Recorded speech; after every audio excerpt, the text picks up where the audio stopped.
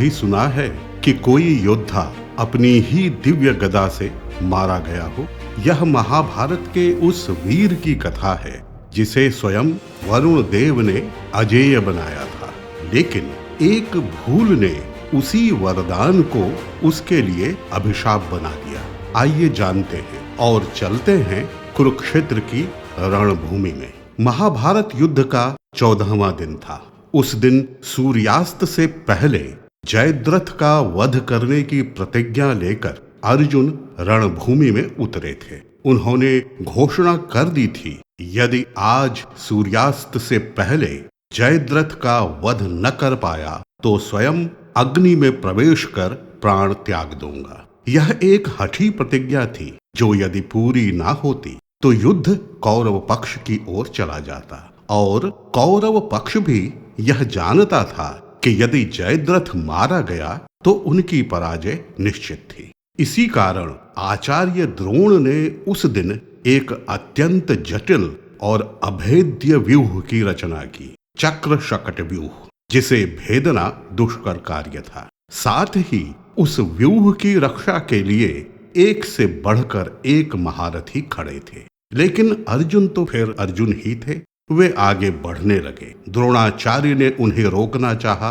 लेकिन श्री कृष्ण उनकी मंशा जानते थे और उन्होंने अर्जुन को द्रोणाचार्य को छोड़ आगे बढ़ने की सलाह दी। अर्जुन आगे बढ़े तो कृतवर्मा ने मार्ग रोका। उसे भी बुरी तरह से घायल कर वे आगे बढ़ गए। उस समय ऐसा प्रतीत हो रहा था कि उन्हें रोक पाना कौरव योद्धाओं के लिए संभव न था। श्री कृष्ण रथ हाँक रहे थे और अर्जुन बिजली की गति से शत्रुओं का संहार करते हुए आगे बढ़ रहे थे। तभी रणभूमि में एक प्रचंड धनुष टंकार गूंजी। वो था महान शूरवीर योद्धा श्रुतायुध। श्रुतायुध कोई साधारण योद्धा न था, वह स्वयं वरुण देव का पुत्र था। उसकी माता महानदी पर्णाशा थी। जन्म से ही उसकी माता को अपने पुत्र की चिंता सताने लगी थी। वो चाहती थी कि उनका पुत्र अमर रहे। एक दिन उन्होंने वरुण देव से विनती की, प्रभु मेरे पुत्र को अमरत्व का वरदान दीजिए। वरुण देव कुछ क्षण मौन रहे, फिर बोले, हे पर्णाशे, इस संसार में कोई भी प्राणी अमर नहीं हो सकता, मृत्यु निश्चित है। पर्णाशा का चेहरा उदास हो गया। तब वरुण देव ने कहा, किंतु देवी, मैं उसे एक दिव्य अस्त्र प्रदान कर सकता हूँ जो उसे शत्रुओं के मध्य अवध्य बना देगा। ऐसा कहकर उन्होंने एक अद्भुत गदा उत्पन्न की जिसमें दिव्य शक्तियां निहित थीं। फिर श्रुतायुध को बुलाकर कहा, पुत्र, यह वीर घातिनी गदा है। जिस शत्रु पर तुम इसका प्रहार करोगे उसका बचना असंभव होगा। श्रुतायुध प्रसन्न हो उठा, लेकिन तभी वरुण देव का स्वर गंभीर हो गया और उन्होंने चेतावनी दी, ध्यान रखना, इस गदा का प्रयोग केवल उसी पर करना जो युद्ध कर रहा हो। जो युद्ध में भाग न ले रहा हो उस पर भूल से भी इसका प्रयोग मत करना, अन्यथा यह गदा लौटकर तुम्हें ही मार डालेगी। श्रुतायुध ने सिर झुकाकर कहा, जैसी आपकी आज्ञा पिताश्री। लेकिन उसे क्या पता था कि एक दिन यही चेतावनी सच होने वाली थी। तो मित्रों, अब वापस चलते हैं कुरुक्षेत्र की रणभूमि में। श्रुतायुध ने अर्जुन को बढ़ने से रोकने के लिए बाणों की वर्षा शुरू कर दी। तब आकाश भी अंधकारमय हो उठा। उसके बाणों ने अर्जुन और श्री कृष्ण दोनों को घायल कर दिया। अर्जुन क्रोधित हो उठे। उन्होंने तुरंत ही तीखे बाणों से श्रुतायुध के कवच को चीर डाला, धनुष को तोड़ डाला, उसके तरकस के टुकड़े टुकड़े कर डाले, रथ के घोड़े मार दिए और सारथी को भी धराशायी कर दिया। कुछ ही क्षणों में श्रुतायुध रथ विहीन खड़ा था। उसकी आंखों में क्रोध की ज्वाला धधक उठी।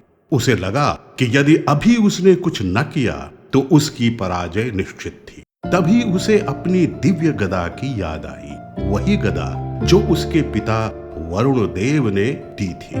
वह गदा हाथ में लेकर गर्जना करता हुआ अर्जुन की रथ की ओर दौड़ा। पूरा युद्ध क्षेत्र उसकी गर्जना से कांप उठा। लेकिन वो कहते हैं ना कि क्रोध में मनुष्य की बुद्धि नष्ट हो जाती है, और श्रुतायुध के साथ भी यही हुआ। उसने देखा कि अर्जुन तक पहुंचना कठिन था। उसकी दृष्टि श्री कृष्ण पर पड़ी और क्रोध के अंधकार में वो अपने पिता की चेतावनी भूल गया। उसने पूरी शक्ति से वीर घातनी गदा श्री कृष्ण की फेंक दी। क्षण भर के लिए पूरा रण क्षेत्र स्तब्ध हो गया। वह दिव्य गदा बिजली की तरह उड़ती हुई श्री कृष्ण के कंधे पर जा लगी। लेकिन क्या भगवान को कोई अस्त्र हानि पहुंचा सकता था? गदा टकराई अवश्य, किंतु श्री कृष्ण तनक भी विचलित न हुए। वे वैसे ही बैठे रहे जैसे प्रचंड आंधी में भी हिमालय अडिग रहता है। और फिर कुछ ऐसा हुआ जिसे देखकर कौरव और पांडव योद्धा आश्चर्य से भर उठे। गदा अचानक पलटी, आकाश में घूमी और अगले ही क्षण वज्र के समान जाकर सीधे श्रुतायुध की छाती पर जा गिरी। वह भूमि पर गिर पड़ा और एक ही चोट से उसका प्राणांत हो चुका था।